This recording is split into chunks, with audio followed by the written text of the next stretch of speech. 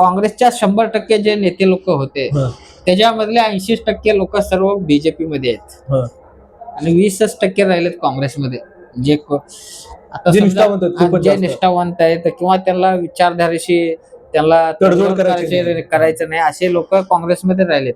बाकीचे काँग्रेसचे जे नेते आहेत ज्यांच्यावर घोटाळ्याचे आरोप झाले, ज्यांच्यावर काही ना काही गुन्हा आहे, ते लोक सर्व आता सत्तेत आहेत. याचा अर्थ काय झालाय, फक्त नेते तेच आहेत, फक्त पार्टीचं नाव बदललंय.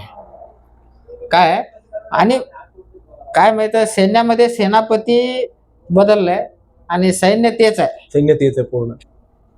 म्हणजे काय मला म्हणायचं काय, राहुल गांधी किंवा सोनिया गांधी, प्रियंका गांधी, मल्लिकार्जुन खरगे हे जे का काँग्रेसचे प्रमुख आहेत, फक्त ते तिथंच राहिलेत. बाकी खालचं सैन्य सर्व बीजेपीने घेतलंय. काय त्यांचे काँग्रेसचं सैन्य घेऊन युद्ध करायला लागले काँग्रेस.